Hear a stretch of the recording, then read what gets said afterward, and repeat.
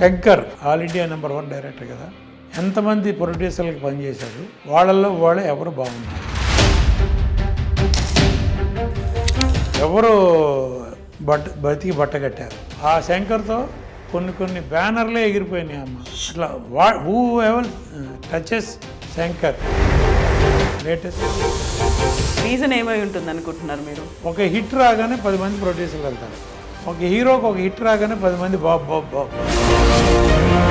ఈ మధ్య కాలంలో వస్తున్నటువంటి భారీ బడ్జెట్ చిత్రాలతో పాటుగా మల్టీ స్టారర్ చిత్రాలు, పాన్ ఇండియా చిత్రాలు, పాన్ వరల్డ్ చిత్రాలు అనేవి వస్తున్నాయి. ఒక్కొక్కటి 600 కోట్లు, 700 కోట్లు, 1000 కోట్లతో నిర్మిస్తున్నటువంటి చిత్రాలు, ఆ తర్వాత వస్తున్నటువంటి కలెక్షన్లు, ఇవి ఇంతకాలం భారీగా సాగడంతో దీని మీద డిపెండ్ అయి ఉన్నటువంటి ఫ్యామిలీలు కూడా ఎక్కువ కాలం బతుకుతున్నాయి కదా ఏ సినిమా ఆధారంగా.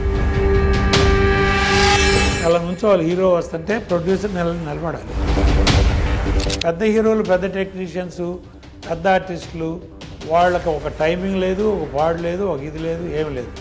వస్తారు, క్యారవాన్లో కూర్చుంటారు. వాళ్ళ ఆ రోజు సీన్ ఏంటో తెలియదు, ఆ డైలాగ్ ఏంటో తెలియదు. అది బలుపు. ఇప్పుడు ఈ పెనాల్టీలు ఇవన్నిటితో పాటుగా ఒక భారీ బడ్జెట్ సినిమా, మీరు చెప్పినట్టుగా ఒక హీరో, ఒక డైరెక్టర్ కలిసి ప్రొడ్యూసర్ని చూసుకొని వాళ్ళతో తీయించారు. బట్ అక్కడ లాస్ అనేది వచ్చింది. ఎవరిని లయబుల్ చేస్తారు? మిమ్మల్ని నమ్ముకొని మీరు పెట్టుకున్నటువంటి ప్రొడ్యూసర్ తీసిన సినిమా నష్టపోయింది కాబట్టి first person to blame is producer. నీ దగ్గర ఏదీ రిటర్న్ లేకుండా 100 కోట్లు, 1000 కోట్లు ఎవడో కార్పొరేట్ కంపెనీ వాడు వన్ ఫైన్ మార్నింగ్ వాడు యూటర్న్ తీసుకోవచ్చు. బట్ మనం ఇక్కడ ఇన్వాల్వ్ అవుతున్నాం. ఇక్కడ అప్పు చేసో ఆస్తులు తాకట్టు పెట్టో మనం సినిమా తీస్తున్నాం. ఆ ప్రొడ్యూసరు, డైరెక్టరు, హీరో నాకు ఇంత బడ్జెట్లో సినిమా తీస్తున్నప్పుడు లైకా వాళ్ళకి నేను చెప్పింది అదే. అంతకుముందు ఒక కంప్లైంట్ వస్తే మీరు రిటర్న్గా లేనప్పుడు కంప్లైంట్ లేదండి మేము తీసుకోలేము అంటేనే శంకర్తో రిటర్న్ అగ్రిమెంట్ చేశారు. చేసిన తర్వాత కూడా అది ఆన్ రావాలి. అప్పుడు మా దగ్గరికి కంప్లైంట్ వచ్చింది. మీరి పనిచేసే వాళ్ళని ఆ తర్వాత ఇక కంప్లైంట్గా లేదు. ఎందుకంటే 250 కోట్లు ఇన్వాల్వ్ అయినాక ప్రొడ్యూసర్ ఎక్కడ పోతాడు? ఆ శంకరు ఇప్పుడు వరకునమ్మా ఏ ప్రొడ్యూసర్ బాగుపడ్డాడో చూపండి. ఆల్ ఇండియా నెంబర్ 1 డైరెక్టర్ కదా. ఎంతమంది ప్రొడ్యూసర్లకు పనిచేశాడు, వాళ్ళల్లో వాళ్ళు ఎవరు బాగున్నారు, ఎవరు బతికి బట్టగట్టారు, ఇంక్లూడింగ్ ఏవిఎం. శంకర్తో సినిమా తీసి నష్టపోయి వాళ్ళు ప్రొడక్షనే వద్దు బాబు అని ఆగిపోయారు. వాళ్ళ చేతిలో స్టూడియో ఉంది, రికార్డింగ్ థియేటర్లు ఉన్నాయి, XYZ అన్నీ ఉన్నాయి. అటువంటి వాళ్ళు సినిమాలు తీయటం మానేసి టీవీ సీరియల్స్కి, షార్ట్ ఫిలిమ్స్కి వెళ్ళిపోయారు. సేమ్ శివాజీ సినిమా మూలంగా ఆ శంకర్తో కొన్ని బ్యానర్లే ఎగిరిపోయినాయి అమ్మ. ఆస్కార్ రవిచంద్రన్ పెద్ద డిస్ట్రిబ్యూటరు అనే సినిమాతో జెండా ఎత్తేసాడు. ఏం రత్నం. అట్లా హూ ఎవర్ టచెస్ శంకర్ చెప్పండి, ఎవరు హ్యాపీగా ఉన్నారు? లేటెస్ట్ లైకా. ఇప్పుడు వాళ్ళ ఇండియన్ 2 అయిపోయింది, 3 తీస్తారంట. ఎక్కడింది వాళ్ళు డబ్బులు ఇవి? వాళ్ళంటే లండన్ నుంచి తెస్తున్నారమ్మా. ఈ డబ్బులన్నీ ఎక్కడి నుంచి వస్తున్నాయి అనుకున్నారు? 600 కోట్లు, 1000 కోట్లు, 800 కోట్లు. అదేనమ్మా, లండన్ నుంచే వస్తున్నాయి లైకాకి. వాళ్ళు సినిమా ప్యాషన్ అమ్మా. పాపం సుభాస్కర్ అన్న ఆయన 1500 కోట్లు FDI పర్మిషన్ తీసుకుని ఇండియాలో డబ్ చేస్తున్నాడు, సినిమాలు తీస్తున్నాడు.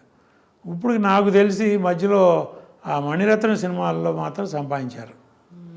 ఒక 200-300 కోట్లు సంపాదించారు. PS పొన్నియిన్ సెల్వం. మిగతా అన్ని సినిమాలు వాళ్ళకి లాసేనమ్మా.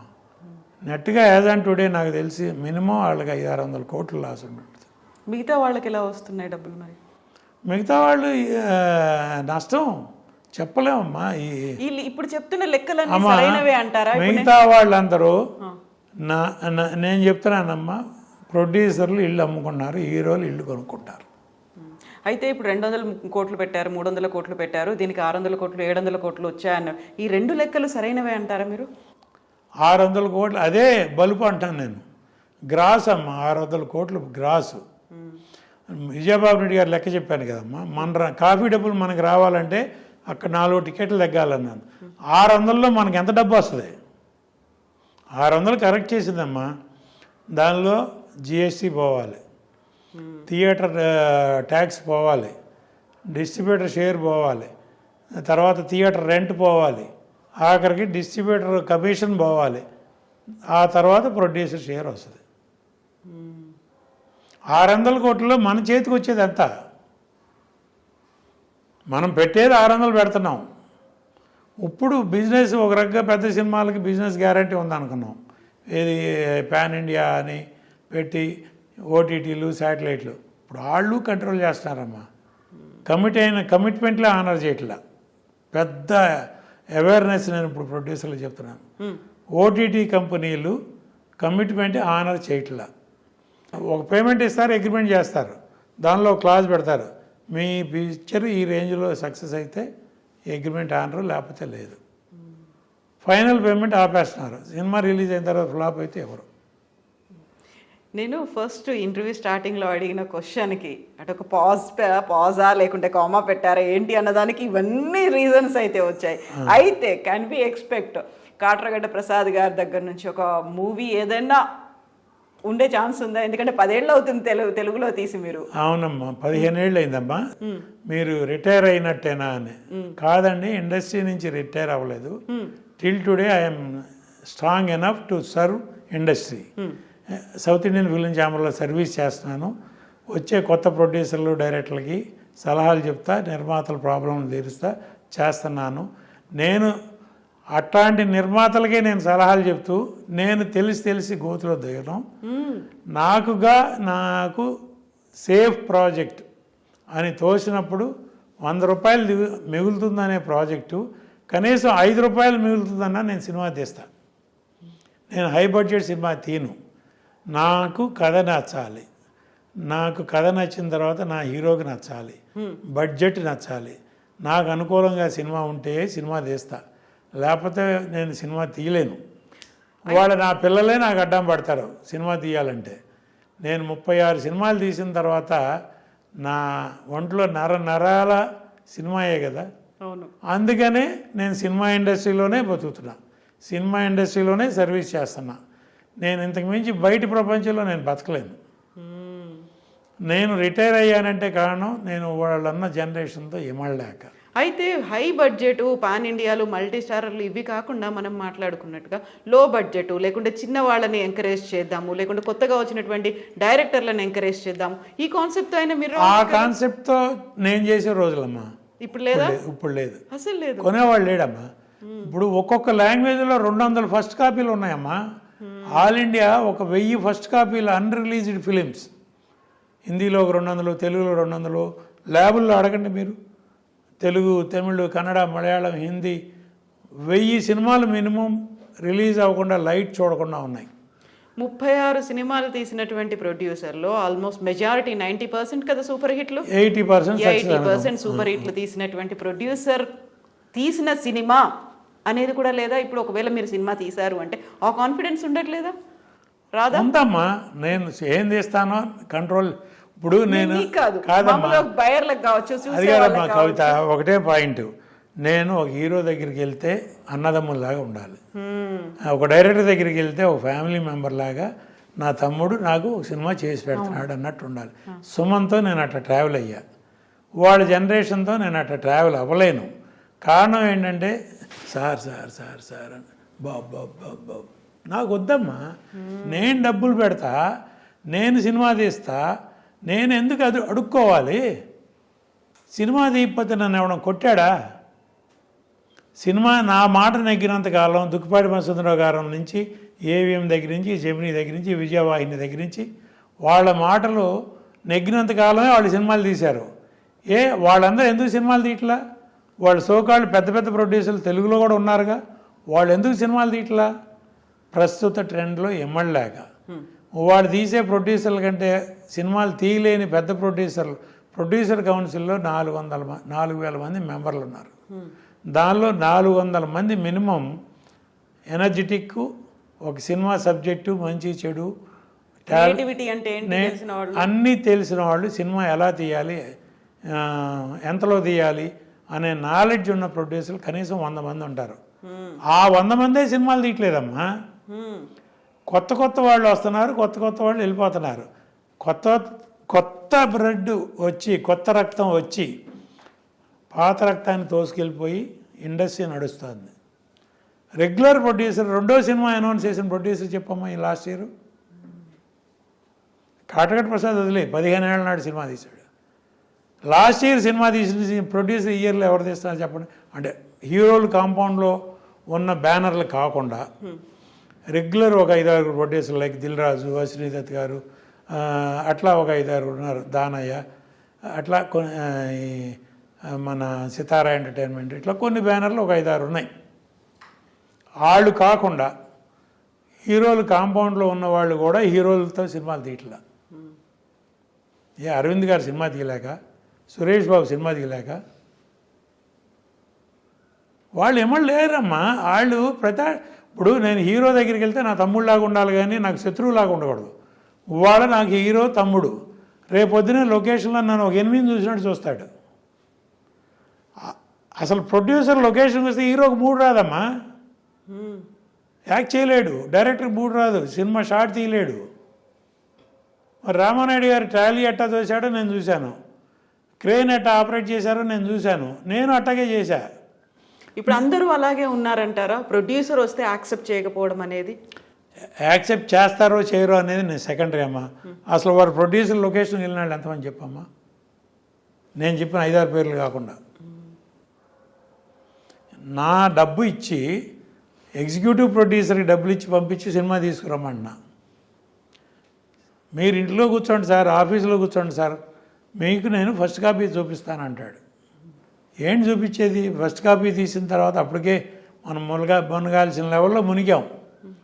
ఇక ఈ సినిమా నుంచి ఎట్టగొట్ట బయటపడితే చాలు అనుకుంటాం. నాకు నచ్చదు, తెలిసి నాకు ఈ సినిమా ఫ్లాప్ అని తెలుసు, అయినా సరే నేను రిలీజ్ చేసి తీరాలి, డిస్ట్రిబ్యూటర్లకి మాయ కబుర్లు చెప్పాలి, ఈవెంట్లు చేయాలి, ఆడియో ఫంక్షన్లు చేయాలి, టీజర్ రిలీజ్ చేయాలి. ఎట్టాగూ 2వ వారం ఫంక్షన్ రాదు.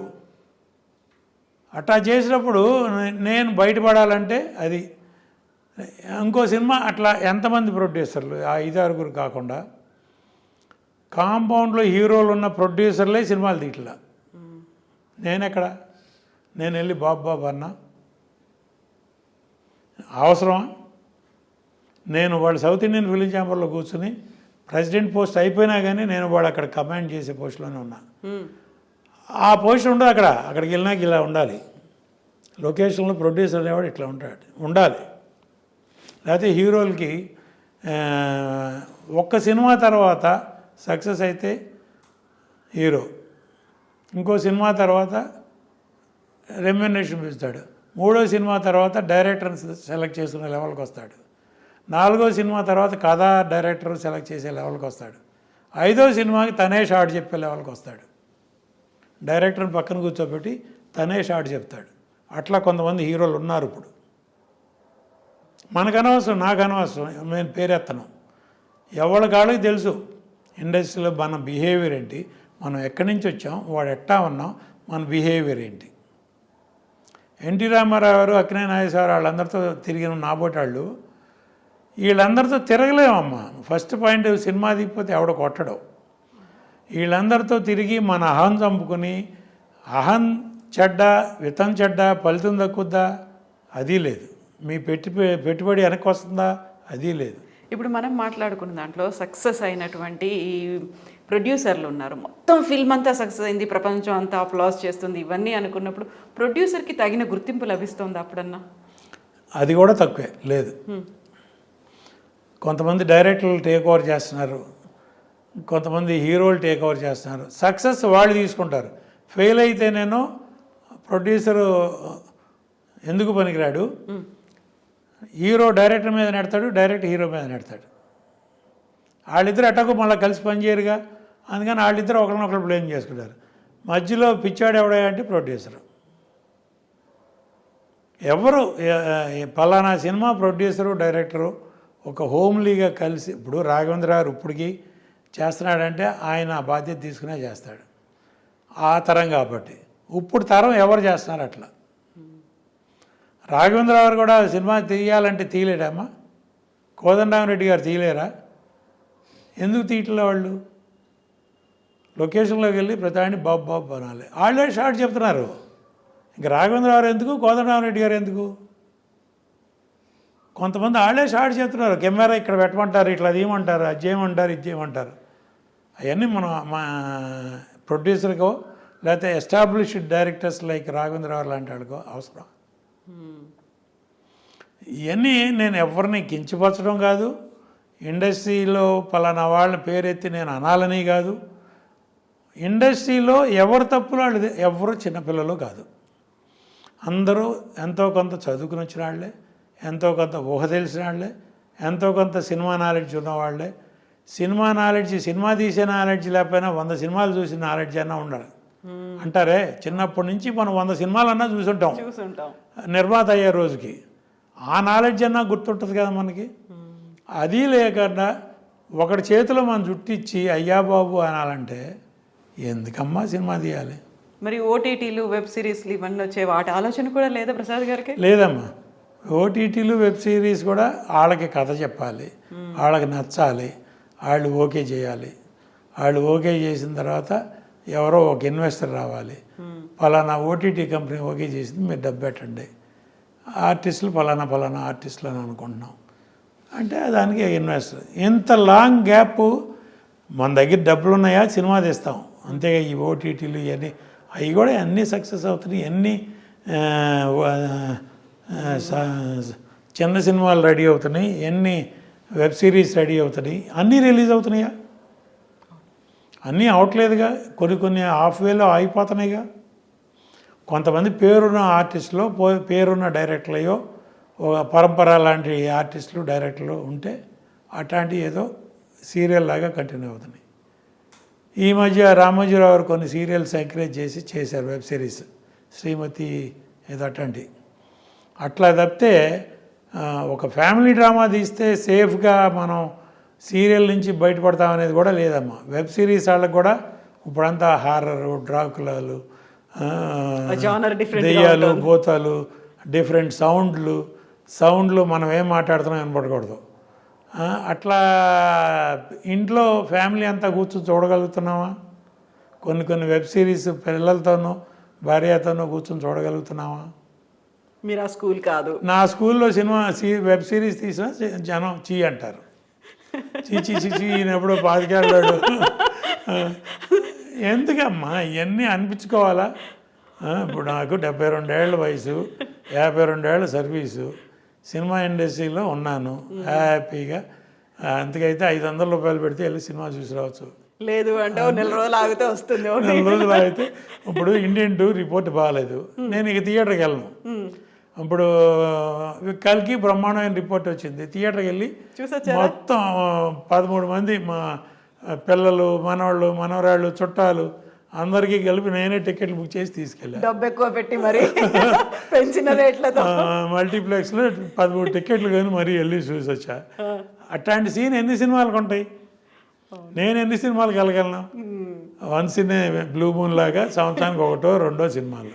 అయితే ఇప్పుడు ప్రతిదానికి కూడా ఎక్కడైతే మొదలవుతుందో చుట్టూ తిరిగి మళ్ళీ అక్కడికే వస్తుంది అన్నట్టుగా మీ టైంలో మీరు ప్రొడ్యూస్ చేసినటువంటి పరిస్థితులు లేకుంటే ఆ టైంలో ఉన్నటువంటి ప్రొడ్యూసర్కి ఇచ్చినటువంటి ఒక వెయిట్ అనేది, ఒక గౌరవం, మర్యాద అలాంటివి మళ్ళీ వస్తాయా? వస్తాయి అని ఆశిస్తున్నానమ్మా. ఎందుకంటే మలయాళంలో ఇప్పుడు ఆ ట్రెండ్ మొదలైంది. హీరోల్ని నమ్ముకోకుండా కథని నమ్ముకుని సినిమాలు తీస్తున్నారు, సక్సెస్ చేస్తున్నారు. ఇప్పుడు లేటెస్ట్ ప్రేమలు ఇట్లాంటి సినిమాలు వచ్చినాయి. అది చాలా లో బడ్జెట్లో తీశారు, పెద్ద హిట్ కొట్టారు. అట్లా మలయాళంలో వస్తున్నాయమ్మా.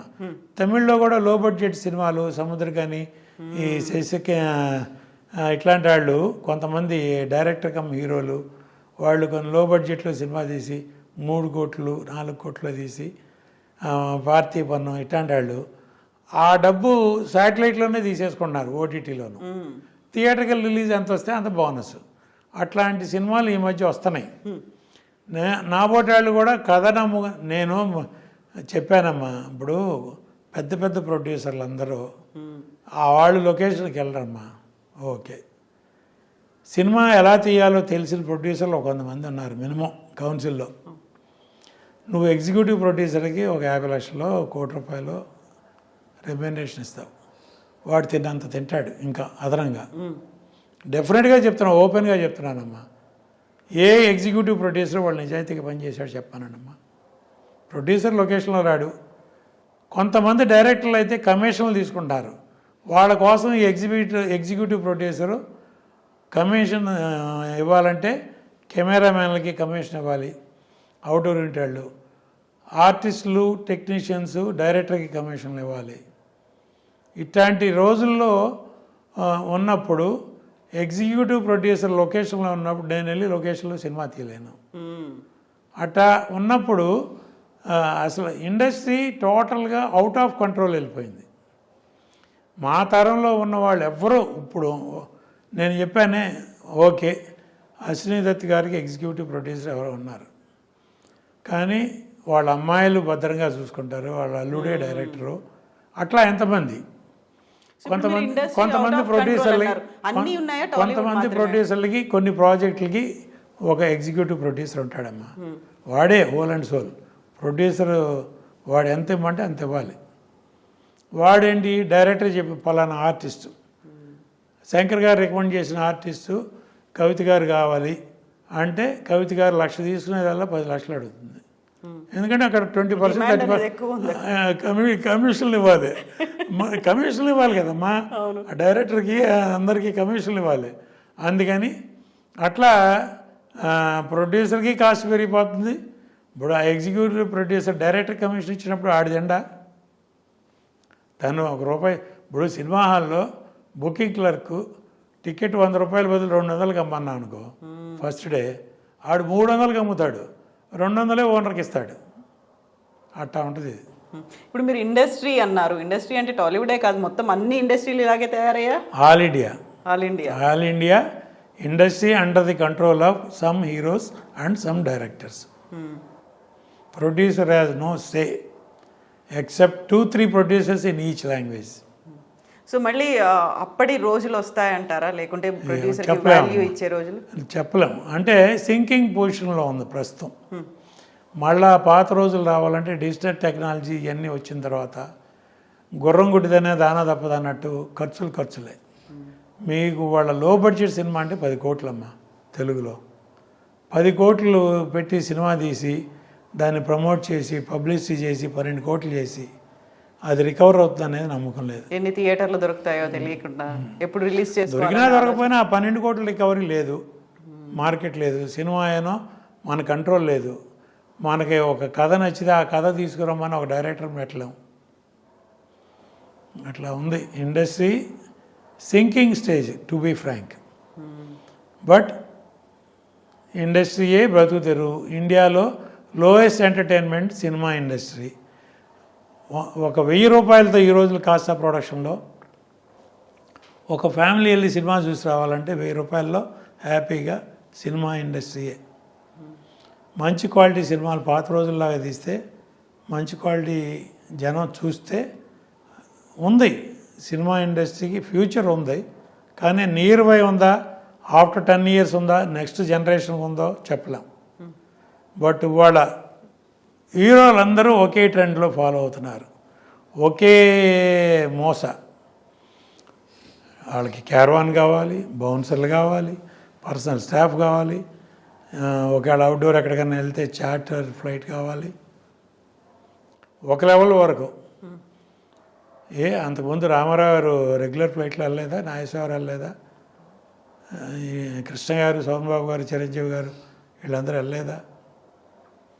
ప్రొడ్యూసర్లు పెడుతున్నా అవన్నీ చేస్తే కాస్ట్ 600 అవుతుంది. 600 మీరు తెర మీద చూపిస్తున్నారా? 600 కోట్లు నాకు అయింది. 600 కోట్లు తెర మీద చూపిండి చూద్దాం. ఖర్చుగా చూపిండి. వాళ్ళ కల్కి ఉందమ్మా, ఆయన ఎంత ఖర్చు అయింది అన్నాడో అంతా తెర మీద చూపించాడు ఆయన. అట్లా ఎంతమంది ప్రొడ్యూసర్లు చూపించగలరు? ఇప్పుడు 600 కోట్లు ఇండియన్కి అయింది. చూడండి ఆ సినిమాలో డైరెక్టర్ తిన్న తప్పితే ఏమీ లేదు అక్కడ. ఓపెన్గా ఇంత మాట్లాడుతున్నానంటే ఎంత వెక్స్ అయి ఉంటాను ఆ సినిమా టాక్ విన్న తర్వాత. ఒక ప్రొడ్యూసర్ భవిష్యత్తు ఆలోచించిన తర్వాత, ఓ ప్రొడ్యూసర్ని ఇంత నాశనం చేశాడు ఈ డైరెక్టరు, షూట్ చేసి పారాయాలనే అంత కోపం రాదు? అసలు ఇండస్ట్రీలో ఇట్లాంటి వాళ్ళని మనం ఎంకరేజ్ చేయాలా, అలౌ చేయాలా? నెక్స్ట్ ఒక ప్రొడ్యూసర్ వచ్చి సినిమా తీయాలంటే వాడు సూసైడ్ చేసుకున్నట్టే. ఇప్పుడు మీరు ఇన్ని మాట్లాడుతున్నారు కదా, ఇవన్నీ కూడా ఇప్పటిదానికి ఒక వ్యతిరేకంగా మాట్లాడుతుంది. ఇప్పుడు ఏదైతే ట్రెండ్ ఉందో కాట్రగడ్డ ప్రసాద్ గారు అర్థం చేసుకోలేకపోతున్నారు. ఎప్పటిదో పాతకాలం దాన్ని ఆలోచన ఆ ఓల్డ్ స్కూల్నే కంటిన్యూ చేస్తున్నారు అన్నారు. ఇప్పుడు కదమ్మా 15 ఏళ్ళ నాడు రాధాకృష్ణ గారు అన్నారు ఏబిఎన్లో, మీరు అర్థం చేసుకోలేకపోతున్నారు. ఓపెన్ ఆర్ట్లో ఇప్పుడు జనరేషన్లో మీరు మింగిల్ అవ్వలేకపోతున్నారు, బాబు బాబు అనలేకపోతున్నారంటే మేము అందరినీ చక్కగా హీరోలతో ఫ్రెండ్లీగా తిరిగి వచ్చిన వాళ్ళం అనలేకపోతున్నాం అని రాధాకృష్ణ గారు ఎందుకంటే ఎక్కువ ఎక్స్రే ప్రశ్నలు వేశాడు. ఆ రోజు చెప్పా, 15 ఏళ్ళ నాడు చెప్పా, ఇండస్ట్రీ సింక్ అవుతుందని. వాళ్ళు ఇంకా సింక్ అవుతుంది. యథార్థవాది లోక విరోధి అంతే. లోక విరోధి. I don't care. నేను ఎవరిని ఇప్పుడు నా టీం అనేవాళ్ళు ఉన్నారే, ఈ రోజుకి నేను సుమన్కి ఫోన్ చేస్తే పొద్దున్నే ఎప్పుడన్నా హ్యాపీగా అన్నయ్య గారు ఎలా ఉంటానని, అలాగే నా టీం అందరికీ ఫోన్లు చేస్తూ ఉంటాను. నా వాణిశ్రీ గారు ఫోన్ చేస్తే ఎట్లా ఉన్నారంటారు. నాకు వర్క్ చేసిన ప్రతి ఆర్టిస్ట్కి పాండమిక్లో నేను ఫోన్ చేసేవాడిని.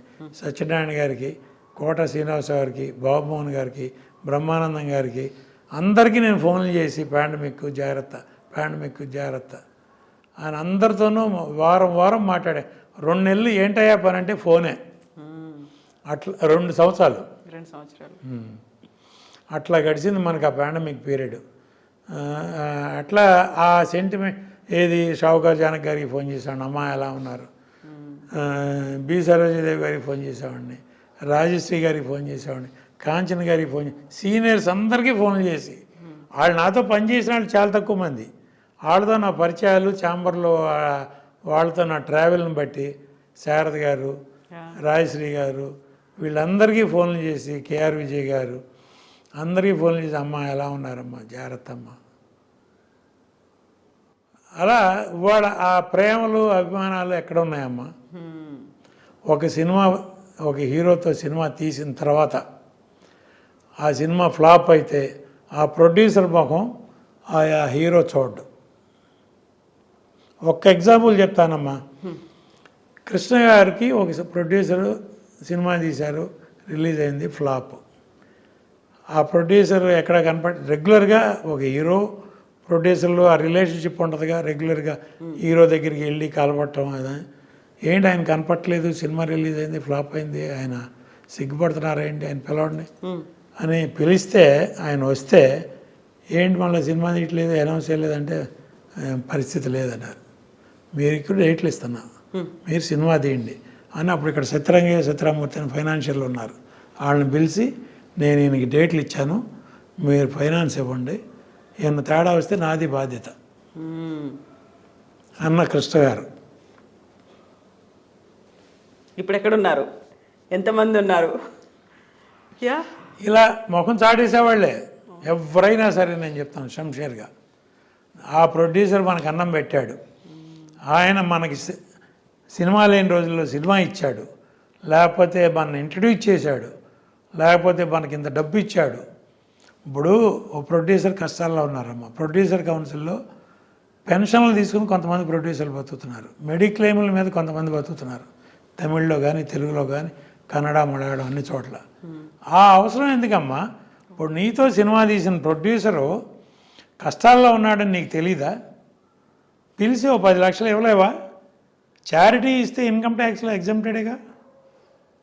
ఇప్పుడు నువ్వు 100 కోట్లు తీసుకుంటున్నావు, 10 కోట్లు 34 కోట్లు 40 కోట్లు ట్యాక్స్ కడతావు.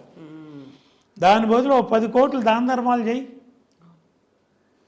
నీ ప్రొడ్యూసర్లకే, ఎవరికో వద్దు, నీ ఇండస్ట్రీలో నువ్వు ఎవరితో అయితే ట్రావెల్ అయ్యావో ఆర్టిస్టులు, టెక్నీషియన్స్, పలానా ఆర్టిస్ట్ బాగాలేదు, పలానా టెక్నీషియన్ బాగాలేదు, పలానా నిర్మాత బాగాలేదు, లేదా పలానా నీ ఇండస్ట్రీలోనే నీ కుటుంబంలోనే పిలిచి చారిటీ ఇవ్వలేవు. ఇస్తే ఇన్కమ్ ట్యాక్స్లో క్లెయిమ్ ఉందిగా. అంత మనసు ఎవరికి ఉంది? ఇప్పుడు ఎవరు చేస్తున్నారు కనుక. ఇప్పుడు ఈ సోకాళ్ళు రెమ్యూనరేషన్లు పెంచుకోవటం వెళ్ళటం అనేది మన అహం మనం చూపించటం. ప్రేమనగర్లో ఒక డైలాగ్ ఉంటుంది, ఇక్కడి నుంచి మన రాజ్యం మొదలు, ఇక్కడి నుంచి మనకు అహంకారం మొదలవుతుంది. నాగేశ్వర డైలాగ్ చెప్పుకుంటా ఏ స్టేట్కి వెళ్తాడు చూడండి, అట్లా ఉంది ఇవాళ. ఎంత వైడ్ అవుతుందో అన్ని కూడా అలాగే వైడ్ స్ప్రెడ్ అవుతూ ఉన్నాయి. అలా ఉంది ఇంకా చెప్పుకుంటామంటే చాలా ఉన్నాయి. ఎగ్జాక్ట్లీ నేను అదే అనబోతున్నాను. బోల్డర్ ఉన్నాయి. మీ ఇన్నేళ్ల ఎక్స్పీరియన్స్, మీరు చేసినటువంటి కన్సర్న్స్ కూడా చాలా మందికి అవసరమైనటువంటి కన్సర్న్స్, బోల్డ్ అంతమంది ఆలోచించాల్సినటువంటి అవసరం. ప్రొడ్యూసర్ కౌన్సిల్లో ప్రొడ్యూసర్ అనేవాడు పెన్షన్ తీసుకుని బతకాలా? ఇంకొక ప్రొడ్యూసర్ దగ్గర ఎగ్జిక్యూటివ్ ప్రొడ్యూసర్గా ₹1,00,00,000 50 లక్షలు 25 లక్షలు ఇచ్చి నువ్వు ఎగ్జిక్యూటివ్ ప్రొడ్యూసర్గా పెట్టుకుంటే వాడికంటే వీడు నిజాయితీగా ఎక్స్పీరియన్స్డ్ కదా, ఎక్స్పీరియన్స్డ్, సినిమా ఎలా తీయాలో తెలుసు, కమాండ్ ఉంది. నీకు ఆ 25 లక్షలకి ₹1,00,00,000 మిగులుస్తాడు. అటువంటి వాళ్ళకి ఉద్యోగం ఇవ్వు. ప్రొడ్యూసర్ కౌన్సిల్లో ఏం సార్ మీరు సఫర్ అవుతున్నారు, రండి నా సినిమాకి వర్క్ చేయండి, నాతో పాటు ఉండండి. ఆడెవడో మేనేజర్గా పెట్టుకుని ఆడి ఇష్టం వచ్చినట్టు డబ్బులు ఖర్చు పెట్టడం ఎందుకు? విచ్చలవిడిగా డైరెక్టర్ చెప్పినట్టు వాడటం ఎందుకు? మీరు దగ్గరుండి ఖర్చు పెట్టండి, మీరు సేవ్ చేయండి, మీరు తినండి, మీరు ₹1 తీసుకోండి, 25 లక్షల రెమ్యూనరేషన్ తీసుకోండి అంటే ప్రొడ్యూసర్లు రారమ్మా. ఎగ్జిక్యూటివ్ ప్రొడ్యూసర్లుగా పనిచేసి కార్డులో ఆ కార్డు వేసి టైటిల్ కార్డులో వేసి నా సినిమాకి మీరు హెల్ప్ చేయండి, మీరు నా దగ్గర ఒక పనాడిలాగా రావద్దు, నాకు హెల్ప్ చేసే సాటి నిర్మాత, మీ సాటి నిర్మాతగా మీ ఎక్స్పీరియన్స్ని నాకు ఉపయోగించండి అంటే ఈ సోకాళ్ళు నేను చెప్పిన పెద్ద ప్రొడ్యూసర్లు కూడా అటువంటి వాళ్ళని పెట్టుకోవచ్చు కదమ్మా. ప్రొడ్యూసర్ కౌన్సిల్లో ఉన్నారుగా, ఇప్పుడు కూడా సినిమా తీయలేని ఎక్స్పీరియన్స్డ్ ప్రొడ్యూసర్లు చాలామంది ఉన్నారుగా, వాళ్ళని పెట్టుకోవచ్చుగా. నిజమే. సో బోల్డ్ అన్ని క్వశ్చన్స్ ఉన్నాయి, నిజంగానే సమస్యలు ఎన్ని ఉన్నాయో క్వశ్చన్స్ ఇవన్నీ ఉన్నాయి. కాబట్టి thank you so much Prasad గారు. నిజంగానే ఇవన్నీ బిట్లుగా ఆయన అందరికీ చేరాల్సినటువంటి అవసరం. చేరాలి అంటే నా ఆవేదన ఇండస్ట్రీ బాగుండాలని. ఇండస్ట్రీలో నిర్మాత అనేవాడు బాగుంటే ఇండస్ట్రీ అందరూ బతుకుతారు. హీరో కూడా నిర్మాత దగ్గర జీతం తీసుకునేవాడే, ఎంత కమాండ్లో ఉన్నాడైనా సరే అల్టిమేట్గా జీతం తీసుకునేవాడే. డైరెక్టర్ అయినా, హీరో అయినా, టెక్నీషియన్ అయినా, ఈ ఆర్టిస్ట్ అయినా నిర్మాత బాస్. ఆ రోజుల్లో రామారావు గారు యజమాని రండి అనేవారు. అశ్విని దత్ గారు సినిమా తీసే రోజుల్లో అశ్విని దత్ గారు సెట్లోకి వస్తుంటే రామారావు గారు నిలబడి రండి యజమాని అని శివాజీ గణేశన్, ఎంజీఆర్, ఎన్టీ రామారావు గారు వీళ్ళందరిని చూసిన కళ్ళు నాయి. వాళ్ళ హీరోలు అసలు అలా నుంచోవాలి, హీరో వస్తుంటే ప్రొడ్యూసర్ నిలబడాలి. జరుగుతుంది అది, నా కళ్ళారా చూసా. ఈ తమిళ్లో చూసా, కన్నడలో చూసా, తెలుగులో చూసా. హీరో అనేవాడు ఏడో అతని పేరు మీద మనం బిజినెస్ చేసుకున్నామని ఫీల్ అయ్యేవాడు. మనం డబ్బు పెట్టి అతను పోషిస్తున్నాం అనుకోవట్లా, అతని పేరు మీద మనం వ్యాపారం చేసుకున్నాం అనుకున్నాడు. అట్లా ఉంది. Thank you so much Prasad. మంచి రోజులు రావాలి. చాలా థ్యాంక్స్ అమ్మా. మీ ఐ డ్రీమ్స్ టీమ్కి, మీకు, మీ యాజమాన్యంకి అందరికీ థ్యాంక్స్ చెప్పండి. ఇది ఫస్ట్ ప్రతి నిర్మాత చూడాలని నేను అనుకుంటున్నా. ప్రతి సినిమా తీయాలనుకునే వాళ్ళు చూడాలి, తీసిన వాళ్ళు చూడాలి. దీనిలో నేనేమన్నా ఎక్కువ మాట్లాడానో, ఒకవేళ పొరపాటు మాట్లాడితే క్షమించమని కోరుకుంటూ, ఇండస్ట్రీలోకి రావాలి అనుకునే వాళ్ళు చూడాలి, ఎక్కువ మాట్లాడితే క్షమించమని కూడా. Thank you so much sir. Okay, me inputs అనేవి, ఎక్స్పీరియన్స్ అనేవి నిజంగా valuable sir. Thank you so much. Thank you sir.